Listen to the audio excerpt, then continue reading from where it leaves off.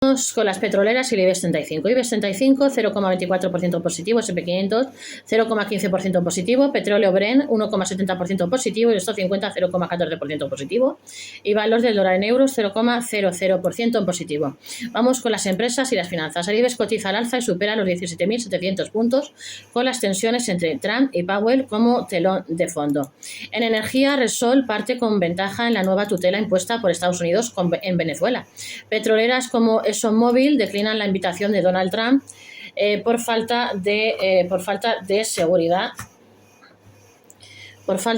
jurídica, y Pedro Sánchez pide respeto a la decisión del grupo español.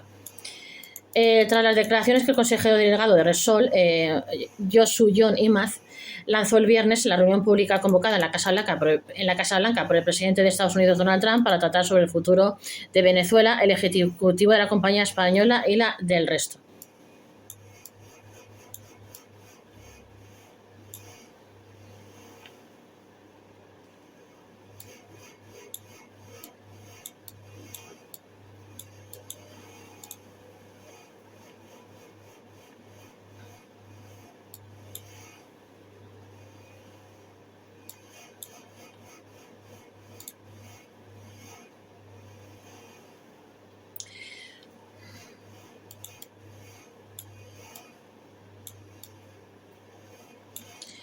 Vale, seguimos.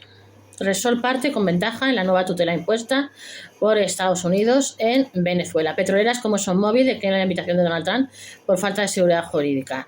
Y Pedro Sánchez pide respeto a la decisión del grupo español. Quedamos en eso. Vamos con el IBEX 35. Las bolsas europeas apuntan al alza con las tensiones entre Trump y Powell como telón de fondo. Las bolsas europeas abren al alza con las tensiones entre Trump y Powell como telón de fondo.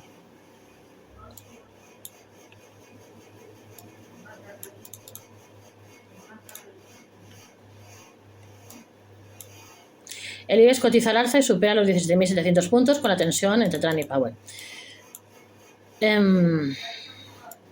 Las bolsas europeas cotizan planas, el mercado está pendiente de la inflación en Estados Unidos. Los inversores reflexionan sobre la investigación criminal del Departamento de Justicia de los Estados Unidos al presidente de la Reserva Federal, Jerome Powell, y lo que podría significar para la futura independencia de la institución. Además, siguen en el foco las crecientes tensiones geopolíticas y el dato de inflación en Estados Unidos que se conoce hoy. Los índices europeos cotizan en tablas, que hace el IBEX 35 hoy, 13 de enero de 2026. El IBEX 35 se demarca del resto y avanza alrededor del 0,3% y supera los 17.700 puntos. Ayer, el índice subió ayer un 0,14% y alcanzó un nuevo máximo histórico de cierre en 17.673,8 puntos. En lo que va de año se revaloriza el 2,11%. ¿Cuáles son los valores que más suben y los que más bajan? Los valores que más suben son Unicaja con un 2,1%, Bankinter con 1,8%, Santander con 1,3%, y los que más caen son Celnes con un menos 2,7%. Hoy la cotización de la compañía descuenta el dividendo que paga el jueves, ArcelorMittal con un menos 2,1% y SACIR con un menos 1,1%. ¿Qué hacen el resto de las bolsas? En Asia, el Nikkei de Tokio regresa del día festivo con un alza del 3%, alcanzando máximos históricos, impulsado por la caída del yen a mínimos históricos. Además, la primera ministra japonesa, Sanae Takaichi, habría comunicado a la ejecutiva del partido gobernante su intención de disolver la Cámara Baja del Parlamento al inicio de su periodo ordinario de sesiones, previsto para el 2023 de enero, y convocar elecciones anticipadas con la esperanza de reforzar la mayoría parlamentaria de su coalición, lo que daría margen para políticas más agresivas. Wall Street cerró este lunes en verde y su principal indicador, el Dow Jones, subió un 0,17%, con las tensiones entre el presidente de Estados Unidos, Donald Trump, y el de la Reserva Federal, Fed, Jerome Powell. Como telón de fondo, tras conocerse que el líder del Banco Central afronta una investigación federal. En las claves de la jornada, Powell anunció este domingo que afronta una investigación federal relacionada con su testimonio ante el Congreso del pasado junio sobre la renovación multimillonaria de la sede del Banco Central, lo que representa un nuevo paso en las presiones de Trump al Banco Central. Los mercados también están pendientes de la agitación geopolítica, especialmente en Irán y Venezuela. El presidente de Estados Unidos, Donald Trump, sugirió dejar a Exxon fuera de sus planes para revitalizar el sector del petróleo en Venezuela.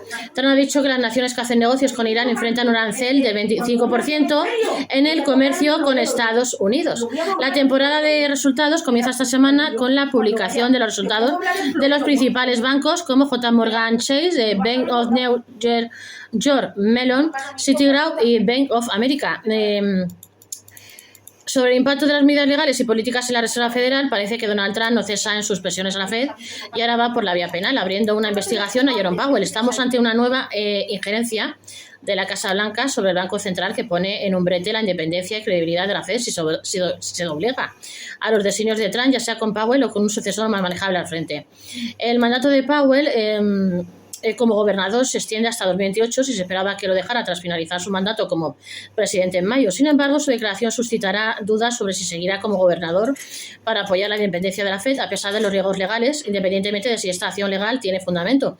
Indica que la administración está dispuesta a seguir presionando a la Fed para que aplique una política monetaria más flexible, dado que el presidente Donald Trump también está estudiando medidas fiscales que aumentarían el déficit. Esperamos que surjan más dudas sobre el dominio fiscal y un riesgo externo de control de la curva de rendimiento. ¿Cuál es la evolución de la deuda, las divisas y las materias primas? El euro cotiza estable en los 1,1666 dólares y el altercado en torno a la Reserva Federal impulsa a los metales preciosos, ya que el oro superó los 4.600 dólares la onza por primera vez antes de estabilizarse en los 4.596 dólares. El oro sirve como un cajón desastre y una cobertura por defecto de último recurso contra el miedo y la incertidumbre, dada su reputación de refugio seguro y reserva de valor, su carácter indevaluable y su independencia de cualquier otro riesgo.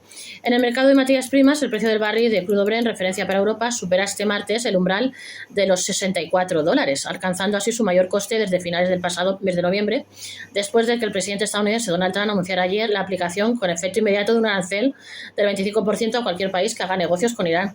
De este modo, el precio del barril de petróleo Brent llega a subir antes de la apertura de las bolsas del viejo continente hasta los 64,36 dólares, con una revalorización del 1,5% sobre el cierre de la última sesión y alcanzando el mayor coste desde el 20 de noviembre de 2025. Por otro lado, el precio del barril de crudo West Texas Intermediate VT sube este martes un 1,3% y llega a cotizar en 60,09 dólares, su nivel más elevado desde el pasado 5 de diciembre. En lo que va de 2026, el precio del barril de crudo Brent acumula una revalorización del 5%, mientras que el petróleo WT sube alrededor del 4,6%. Seguimos en este vuestro canal. A que tenéis que suscribirse, darle like, darle a la campanilla para recibir todos nuestros nuevos estrenos y nuestros nuevos vídeos. En diciembre entró en vigor una nueva ley que modifica los contratos formativos y establece nuevos requisitos para las empresas. Si abusan de esta modalidad, se podrían convertir automáticamente en indefinidos. Usar mal el nuevo contrato formativo saldrá caro a los autónomos, pasaría a indefinido. En diciembre entró en vigor una nueva ley que modifica los contratos formativos y establece nuevos requisitos para las empresas. Si abusan de esta modalidad, se podrían convertir automáticamente en indefinidos. Desde el 17 de diciembre de 2025, los contratos formativos han dejado de ser una figura flexible y relativamente sencilla para muchos autónomos y pequeños negocios y pasaron a convertirse en una modalidad fuertemente regulada, con obligaciones claras y consecuencias relevantes si no se cumplen. El Real Decreto Ley 1065/2025 desarrolla en profundidad el artículo 11 del Estatuto de los Trabajadores y redefine cómo debe contratarse a personas en formación o recién tituladas. El cambio más relevante para los pequeños negocios es que el uso incorrecto de estos contratos ya no se considera un simple error formal, sino un fraude con efectos automáticos. Si no existe una formación real, planificada y verificable, el contrato formativo pasa a considerarse indefinido ordinario, con el consiguiente impacto en cotizaciones, estabilidad del puesto y posibles sanciones. La norma obliga además a revisar tanto los nuevos contratos como muchos de los que ya están en vigor, ya que introduce límites por centro de trabajo, refuerza el papel del tutor y exige una documentación mucho más precisa.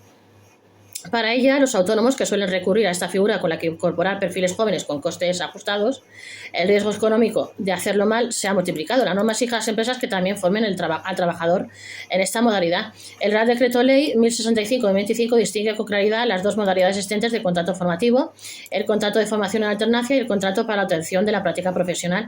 Ambos mantienen su finalidad teórica, pero se someten ahora a reglas mucho más estrictas que buscan evitar su uso como simple contrato barato. A partir de ahora, todo contrato formativo debe formalizarse por escrito e incorporar obligatoriamente un plan formativo individual.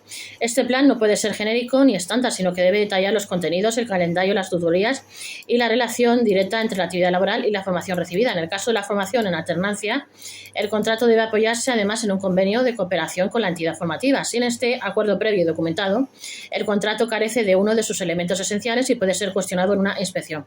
La norma insiste en que trabajo y formación deben ir de la mano. Para ello se regula con más detalle el reparto de la jornada entre trabajo efectivo y tiempo de formación, ¿Qué cambia realmente en los contratos formativos? Uno de los ejes centrales de la reforma es reforzar la idea de que la persona contratada no está solo trabajando, sino aprendiendo. Para ello se regula con más detalle el reparto de la jornada entre trabajo efectivo y tiempo de formación. En los contratos de formación en alternancia, el trabajo efectivo no puede superar el 65% de la jornada durante el primer año, ni el 80% durante el segundo. Además, se prohíben las horas extraordinarias, el trabajo nocturno y los turnos, salvo excepciones muy contadas. En los contratos para la obtención de la práctica profesional, las tareas asignadas deben ajustarse estrictamente al nivel de estudios y al itinerario formativo previsto. Utilizar una persona titulada para funciones ajenas a su cualificación puede vaciar de contenido el contrato y convertirlo en indefinido. Luego están los límites de contratos por centro de trabajo. Otra novedad clave para autónomos y micropymes es la introducción de cupos máximos de contratos formativos por centro de trabajo. Ya no es posible encadenar este tipo de contratos sin tener en cuenta el tamaño de la plantilla. Los límites se fijan en cifras concretas, 3 contratos en centros pequeños, 7 o 10 en los de mayor tamaño, o un máximo de 20% de la plantilla según los casos. Para el cálculo no se tienen en cuenta otros contratos formativos ni a personas con discapacidad o capacidad intelectual límite.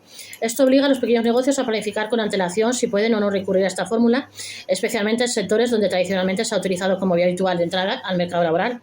El refuerzo de la figura del tutor. La reforma pone especial énfasis en la figura del tutor, tanto en la empresa como en el centro formativo. El objetivo es evitar tutorías meramente formales que existían solo sobre el papel.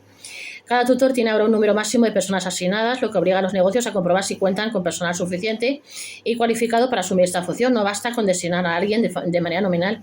Además, la tutoría debe quedar documentada con seguimiento real y verificable. De hecho, la falta de tutoría efectiva se considera un incumplimiento grave de las obligaciones formativas. Luego está ya la duración, el preaviso y las situaciones que interrumpen el cómputo.